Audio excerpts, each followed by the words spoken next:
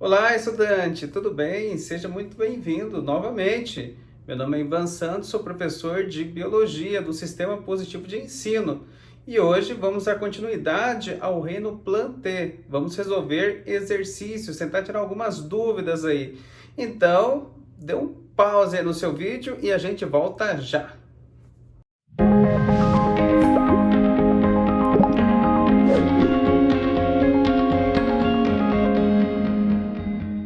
Olá, beleza, tá? Bom, no nosso encontro passado, nós comentamos ali naquela live sobre o reino Plantae. Discutimos características gerais do reino, assim como as características específicas de cada grupo. Falamos bastante sobre as briófitas e sua dependência de água até para a reprodução, assim como acontece também nas pteridófitas, embora a dependência seja um pouco menor. Comentamos ali sobre as gimnospermas e as angiospermas também. Lembra que eu comentei sobre os estômatos que aparecem lá nas briófitas? Pois é, foi um ato falho. Aparece, na verdade, nas pteridófitas, tá bom? Já peço desculpas aí, tá? Também comentamos bastante sobre as diferenças entre os diferentes tipos de ciclo reprodutivo e discutimos algumas questões lá do seu livro. Hoje vamos discutir mais questões agora lá no seu livro de atividade. Então, se você não fez, dá uma pausa aí nesse vídeo, tá? E tente fazer. Enquanto isso, eu vou montando os slides ali para a gente já começar, tá? Vamos começar pela questão número 17. Tranquilo? Então vamos lá. Bora resolver o exercício. Na página 26, preste atenção nesse enunciado. O cladograma abaixo esquematiza de forma resumida alguns passos da evolução das plantas, com relação às etapas evolutivas e aos seus agrupamentos, assinale o que for correto. Então, gente, só lembrar algumas situações ali, né? Essa figura está lá na página 46 do seu livro, que traz ali o cladograma, a árvore filogenética do reino Plantae. Tem lá o ramo principal, tem lá os grupos, briófitas, pteridófitas, gimnospermas, angiospermas, e tem ali as estruturas que vão ser importantes para a resolução da questão, tá bom? Então vamos lá? Vamos ler aí a questão, a alternativa número 01. Então, vamos lá. 01. Em 1 está representado o passo evolutivo de surgimento das sementes, o qual agrupa pteridófitas, gimnospermas e angiospermas. Será? Olha ali onde é que está o 1, tá? O 1, isso é uma estrutura que está entre dois grupos, briófitas e pteridófitas, né? O 2, que é a semente que está entre pteridófitas e gimnospermas. Aquela estrutura 1 que separa esses dois grupos, na verdade, são vasos condutores. Errado, né? 2, em 3 está representado o surgimento de flores e frutos. Opa, em 3 ali, sim, está correto. O que divergiu gimnospermas e angiospermas, né? São essas duas, o aparecimento dessas duas estruturas, flores e frutos. Beleza? Gravou aí? Show? Então vamos lá. 04. Em 2 está representado a origem do passo evolutivo, onde o embrião fica retido no gametanjo masculino. 2 são sementes. Isso que ele narrou acontece lá nas briófitas, muito antes, né? Muito antes, onde a parte masculina nada em direção ao feminino e ocorre a fecundação do anterozoide ali com a osfera, tá bom? Dando origem ao embrião. Então, 04, errado. 08, no colchete B estão agrupadas as traqueófitas. Vamos lembrar o que são traqueófitas, né? Você vê aqui 3 grupos, né? Unidos por uma estrutura 1, que são os vasos condutores. Então, plantas vascularizadas. Então, a 08 está correta. E a 16, no colchete A, estão agrupadas as espermatófitas. Espermatófitas são aquelas que dão origem a grãos de pólen.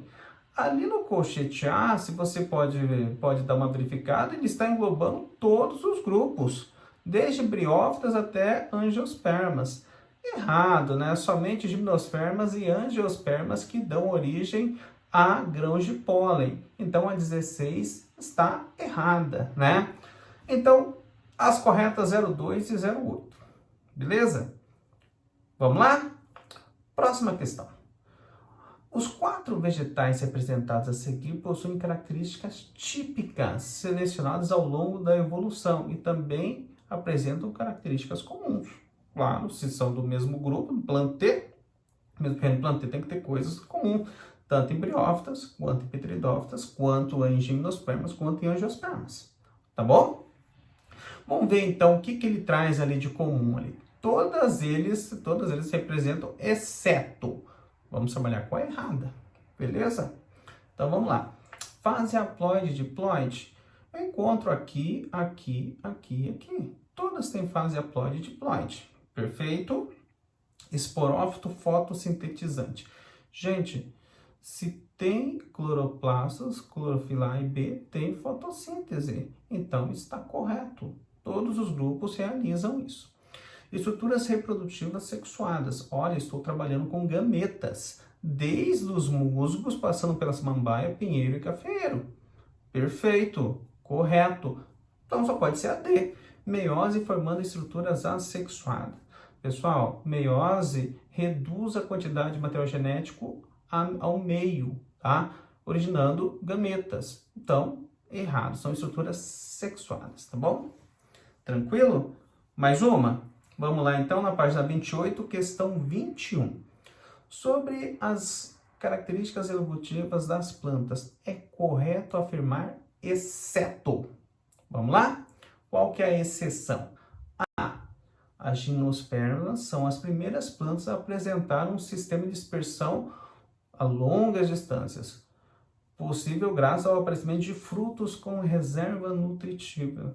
Gente, acabamos de ver no cladograma, fruto é exclusivo das angiospermas. Então, a A já está errado. Vamos ler as outras. Pteridófitas apresentam como novidade evolutiva a presença de tecido condutor e estômatos. Ótimo! Sendo reconhecida como os primeiros vegetais efetivamente terrestres. Sim, estão na transição para conquistar esse meio. Os musgos apresentam raízes primitivas chamadas rizoides e são extremamente dependentes de água para o processo de reprodução e desenvolvimento do embrião logo após a fecundação. Correto. Nas angiospermas aparecem flores e frutos, estruturas que permitiram diversificação para diferentes ambientes. Perfeito. Bem como a associação com outros animais. Claro, o processo de polinização precisa dos animais. Tá bom? Bom, letra A é a errada. Então, nessas 3 primeiras aqui, o que serviu para a gente situar? A questão ali do cladograma. É sempre bom você saber como que funciona, qual que é a dinâmica, né? É interessante.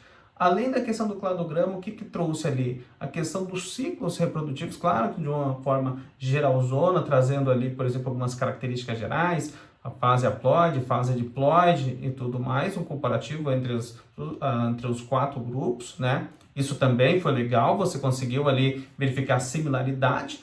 E por último, comentou um pouco sobre polinização. Agora, a gente vai para um outro grupo de questões que vai trazer um pouquinho mais de raciocínio, um pouquinho mais elaborado. Vamos lá? No ciclo de vida das pteridófitas, os esporos liberados atingem o solo e podem desenvolver os gametângios, também conhecidos como prótalos. No mesmo indivíduo, os prótalos diferenciam-se em masculino e feminino, sendo, portanto, hermafrodita. Olha, 2 sexos na mesma estrutura. A figura representa o prótalo e suas estruturas. Então, vamos observar a estrutura 1, 2 e 3. Isso aqui remete muito lá àquele ciclo das pteridófitas. Vamos relembrar? Então, vamos lá. Comigo aqui na estrutura. Vamos explorar aqui com mais detalhes. Essa parte aqui é o antigo gametófito, que deu origem à caule, que é o rizoma, e as raízes. E o esporófito tem as folhas, não é mesmo? O esporófito, ele é 2N. E atrás das folhas, nós vamos encontrar uma estrutura. Você já deve ter visto isso em samambaias, que são os soros. E os soros, eles são ricos em esporângios, tá? O esporângio é uma célula diploide, é uma célula 2N. Ela vai sofrer meiose e vai ser reduzida a N. E esse esporo N vai dar origem, então, ao prótalo, que mais tarde vai originar o gametófito. O prótalo tem duas estruturas interessantes ali, a parte feminina, que é o arquegônio, que vai dar origem à osfera, N, e a parte masculina, que é o anterídeo, que vai dar origem ao anterozoide. Opa, se eu tenho anterozoide, ele vai nadar em direção à parte feminina para ocorrer a fecundação, tá? N mais N vai dar origem ao zigoto 2N, que vai brotar, que vai germinar ali, que vai nascer a partir do prótalo. Ali eu tenho então o início do esporófito jovem 2N. E o gametófito N, para fechar o ciclo, vai dar origem ao quê? Caule raiz.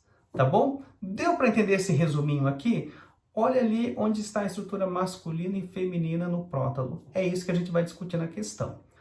Assinale a alternativa correta. Vamos lá? Os arquegônios, 2, produzem osfera, gameta feminino.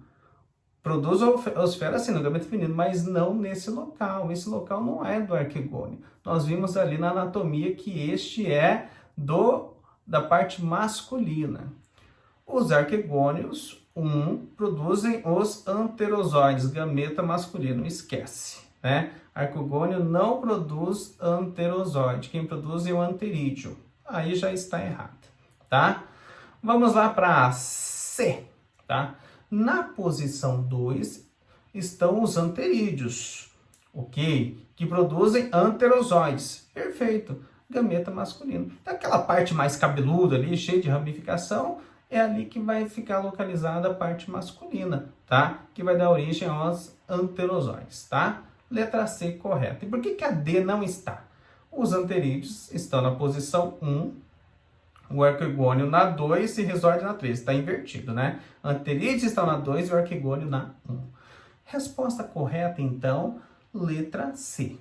Tranquilo? Deu para lembrar ali um pouquinho do ciclo reprodutivo ali das pteridófitas, né? É interessante, é bom sempre saber, gente, tá? Eu até sugiro que você desenhe esse ciclo, tanto de briófitas, quanto de pteridófitas, quanto de gimnospermas, quanto de angiospermas, tá? Faça um esquema, um mapa mental, é mais fácil você gravar, diferenciar as características de um do outro, tá bom?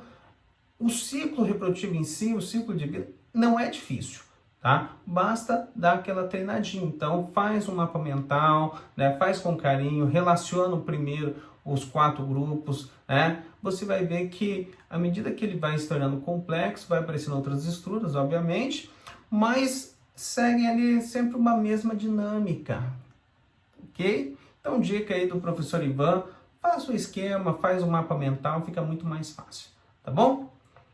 Show! Então, vamos lá então para questão 30 da FUVEST São Paulo. Olha ali, uma questão ali dissertativa, né? Ou seja, você vai ter que comentar. No processo de adaptação ao ambiente terrestre, animais e plantas sofreram modificações morfológicas e funcionais. Tá? Considere a classificação tradicional das plantas em algas, briófitas, pteridófitas, gimnospermas e angiospermas. Então vamos lá, consideramos isso, né? O enunciado está pedindo. Quais desses grupos de plantas independem de água para a fecundação? Que estrutura permite o encontro dos gametas em substituição da água? Gente, quando apareceu os grãos de pólen, tá? Isso se tornou independente de água. Enquanto tinha o anterozoide, você precisaria do quê? Dessa estrutura para nadar de A para B. Sempre o gameto masculino em direção ao feminino para que ocorresse a fecundação. Perfeito? Então essa é a diferença. A partir do momento em que surgem grãos de pólen nas esporófitas, angiospermas e gimnospermas, tá? Ocorre uma independência da água. Briófitas, muito dependente. Pteridófitas, dependente, mas um pouco menos, tá? As briófitas, primeiro grupo de plantas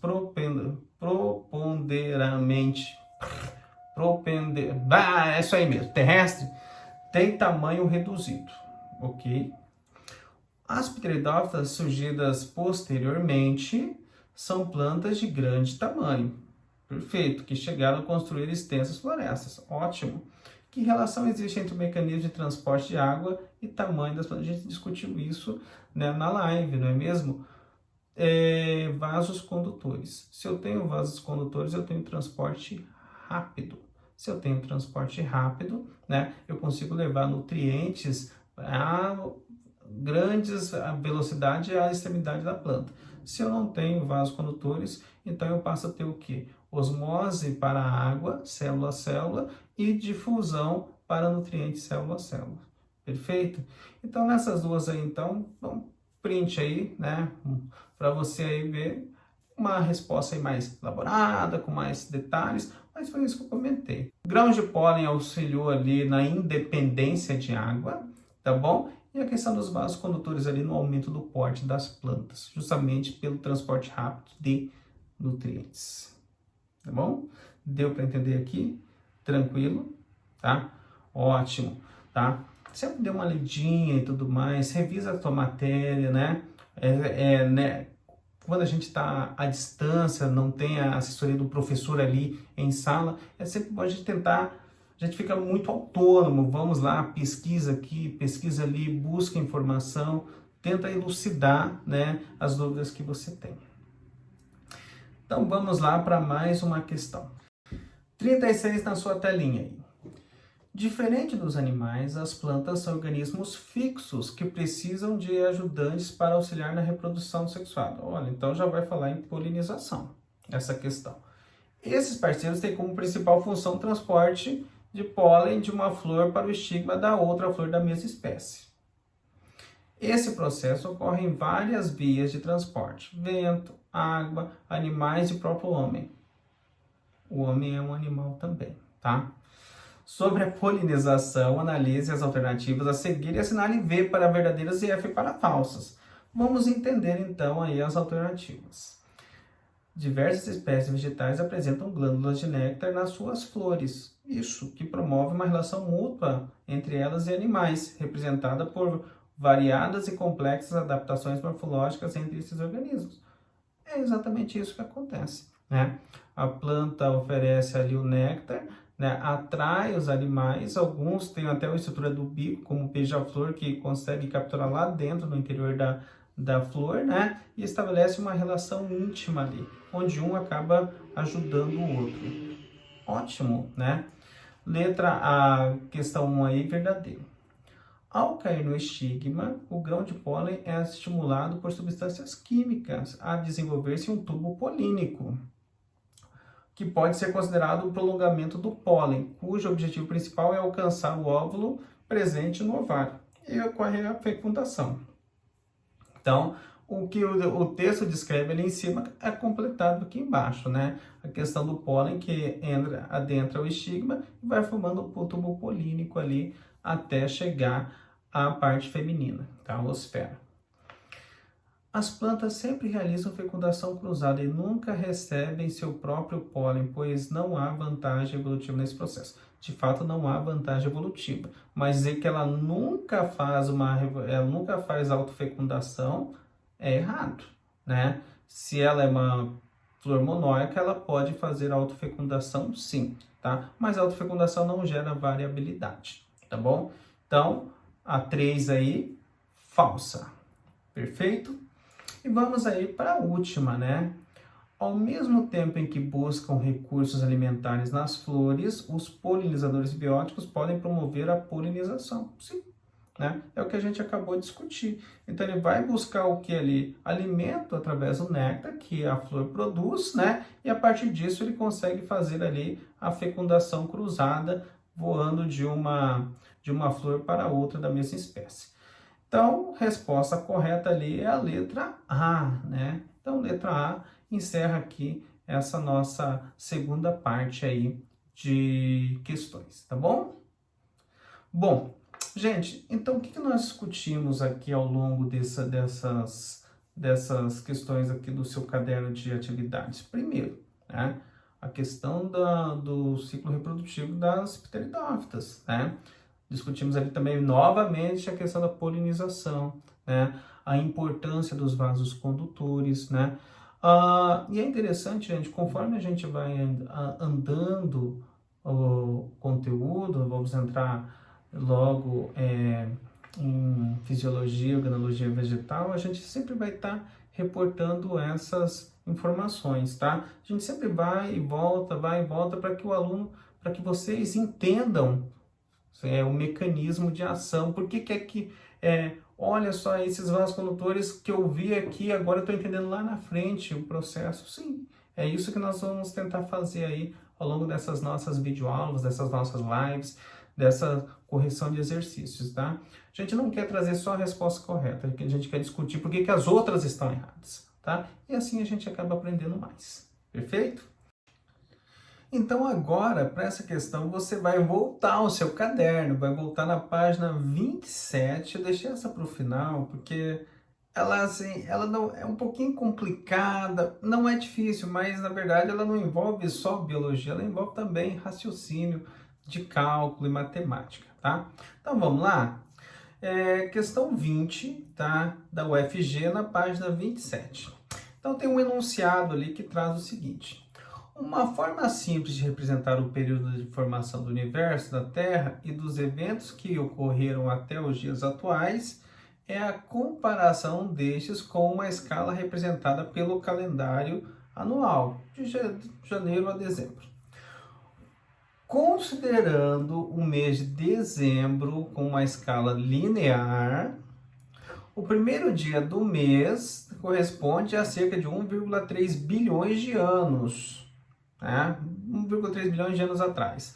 Para a Terra, equivale ao desenvolvimento de uma atmosfera com oxigênio, sendo os milésimos de segundos finais do último dia correspondente aos nossos dias.